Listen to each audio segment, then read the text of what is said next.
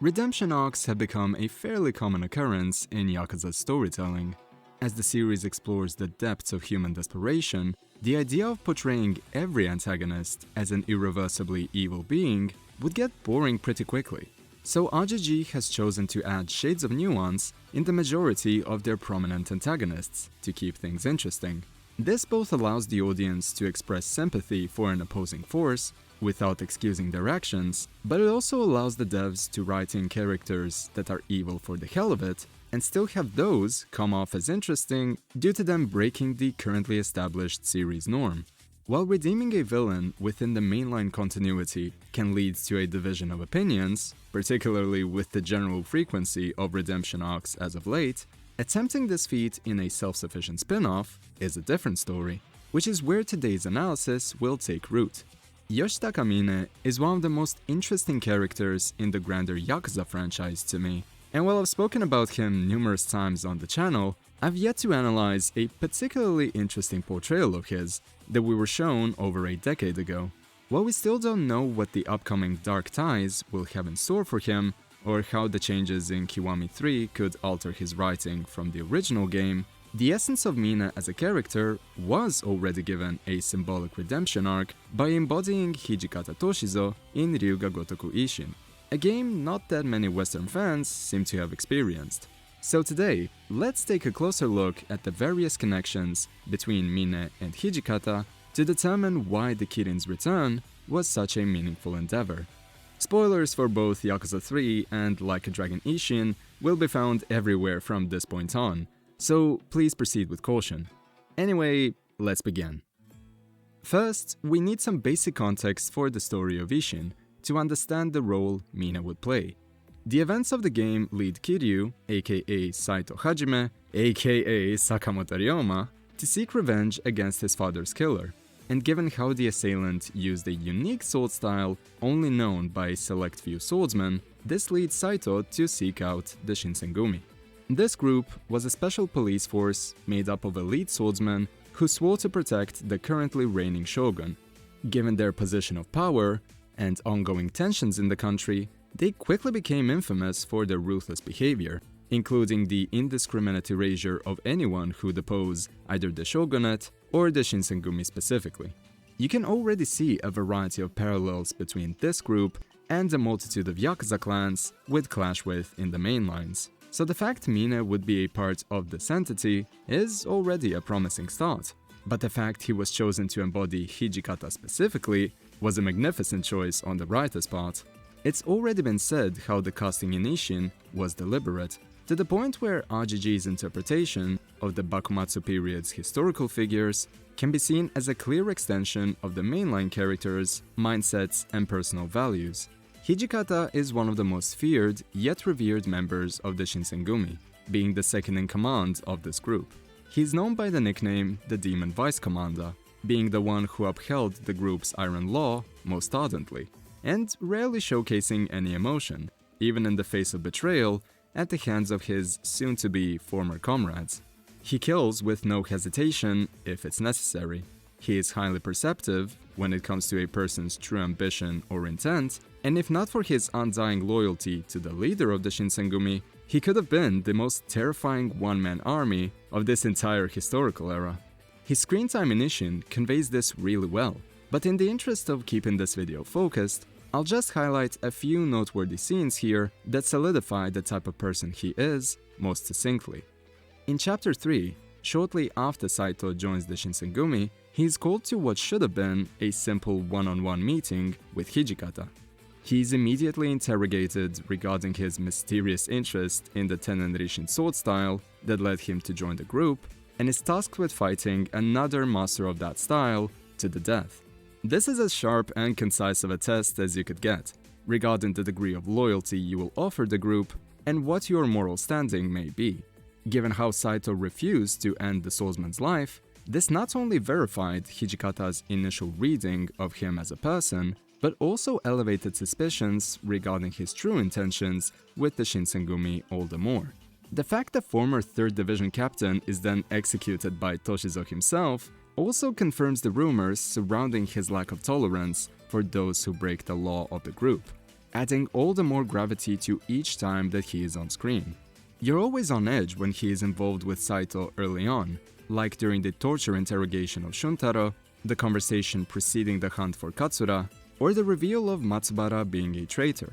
Having said that, there's also a number of conversations that showcase a more human element to him, that will become more prominent once Hajime's, or rather Ryoma's intentions, are finally revealed, and he inevitably helps with the true plan that the Shinsengumi leader has in store. Hijikata is a man that values loyalty above all else, but he also has this feeling of tranquility to him, shown in his interests in reading and writing haikus. Also, despite his generally serious demeanor, he is not above showing genuine emotion from time to time, looking at the feelings of neglect he expressed when he was briefly out of the loop on the plans Kondo Isami expressed to Saito, or in how Hijikata expressed genuine joy at getting to spar with Saito before the last remaining Shinsengumi captains sailed off for Tosa.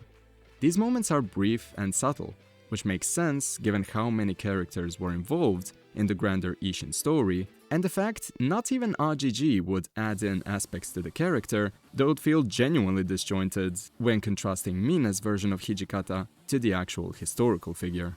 I love how one of his final prominent contributions to the story is him holding down Ito's guard as Ryoma and Dokita continue their hunt for Takechi.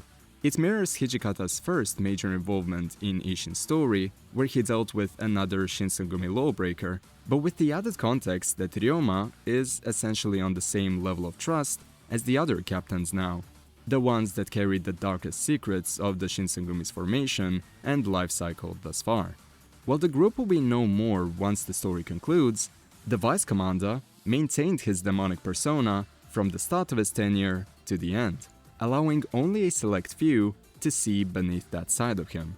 Now, how does all of this relate to the Mine from the mainlines? Well, in a lot of ways, everything shown in Ishin, at least as far as Hijikata is concerned, feels like a positive what-if scenario to the road Mine would take in the mainlines, albeit with an added historical veil over it. Both characters harbor immense strength despite an initially unassuming appearance, have a past imprinted with the expectations of a decaying father figure, they express undying loyalty to the leader of their respective hierarchies, and would directly contribute to a turn of events that could undermine the interests of a higher force, though the motivations behind their actions come from a place of care, rather than attempts at betraying any inherent values.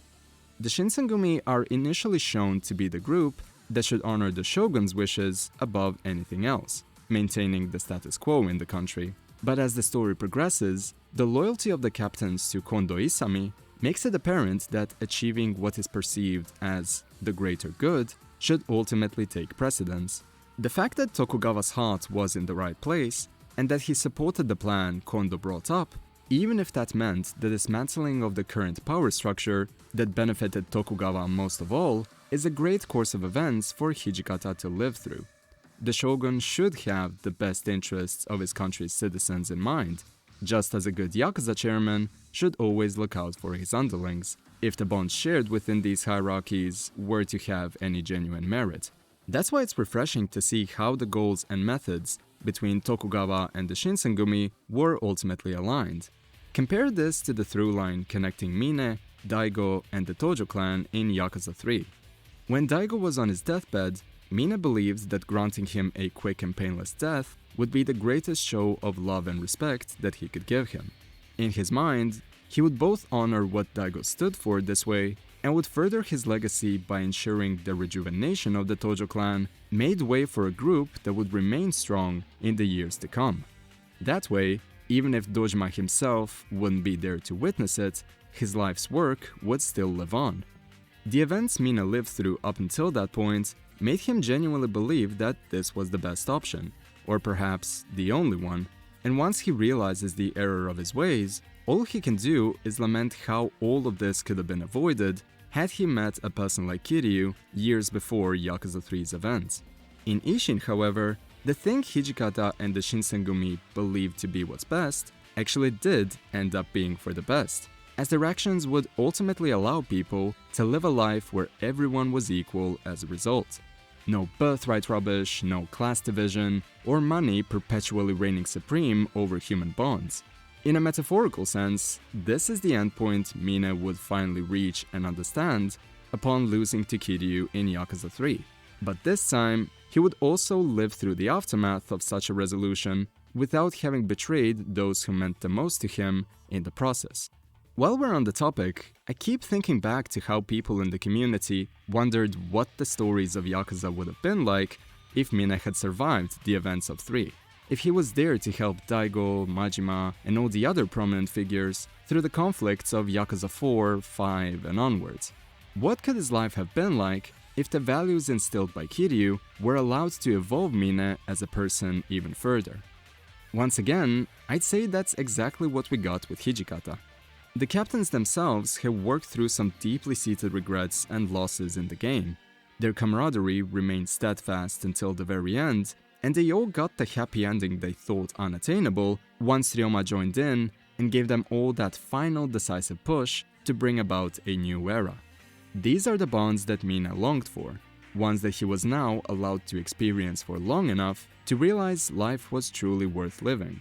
He would be allowed to be more than just the Demon Vice Commander once the Shinsengumi fulfilled their purpose, and their acts of violence, at least as far as Ishin's story is concerned, would now greatly be outweighed by the positive aftermath of the game's events.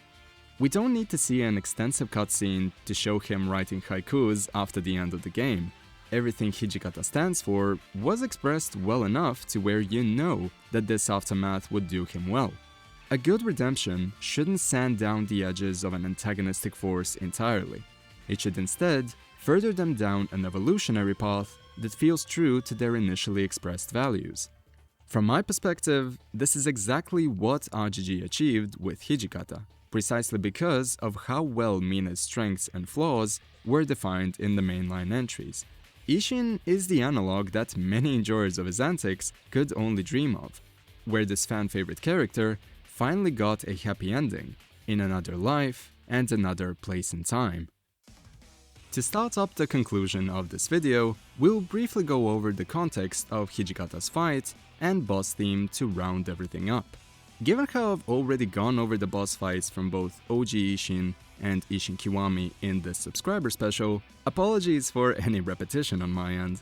The nature of Ishin's story didn't necessitate a fight against Hijikata. RGG could have theoretically had him attack Ryoma in a similar vein to how the fight against Okita went, tying the conflict to an explosion of emotion due to what was perceived as a betrayal of their bonds. But throwing Hijikata down that route could have taken away from the succinctness of his writing. So, if Ryoma never burns bridges with the group to the extent of needing such a blowout, then how do you throw in a fight against Hijikata? Well, the Shinsengumi are known for being passionate swordsmen, and taking immense pride in their skill and drive. So why not adding a sparring session with them while you still have the chance? This is the setup for the fight. No bad blood, no artificial drama, just a classic clash of the blades, and it definitely delivers. While we fought a variety of Tennen Rishin users before this point in the story, Hijikata has a degree of individuality to his use of it. The fight doesn't rely on knockbacks as much as those against Kondo and Nagakura might, and it doesn't risk straying too far away from the core logic of the sword style to liken the character closer to his mainline counterpart. This is something that could be said for Majima's interpretation of the style, though the aftermath of that was a positive one. By comparison, the Vice Commander fight is clean and succinct. It doesn't come off as mindless attack spamming on the AI's end. There is breathing room, time for contemplation, but should you make a wrong step, you'll be torn to shreds, or in the context of the remake's fight, burned to a crisp, thanks to the added fireball attack. There's only so much that can be said about a fight like this without outright systematically listing out every move that the boss does and documenting the effects it may instill on the player, damage-wise or ailment-wise. But it's safe to say that this fight is simply a solid display, no matter which version is observed. And that's all that it really needs to be, considering its position in the campaign. Now, what about Hijikata's boss theme? Well, while he was given the generic theme in OG Ishin, he was actually given one of the best remixes of the franchise in his Kiwami fight. As you may recall, I did a proper analysis of Fly in an older video. So to avoid repeating myself too much, almost every positive present in that video also rings true for the remix called Soar. The main differences that you will notice here include composition changes tied to the key of the song, the drum arrangement, and stylistic preferences pushing this composition closer to the metal side of things than the 2000s industrial rock vibes of early Yakuza. The song is tuned down half a step, so the key changes go between C# and F#, as opposed to changing from D to G, like in the original version. Combining this with a stronger presence of distortion in the guitar sections, and the inclusion of the shamisen and other traditional Japanese instruments in the calmer sections of the song, gives Soar this added edge, befitting someone being referred to as a demon. And yeah, you know that I have to bring this up again, but there's a bloody blast beat in the chorus.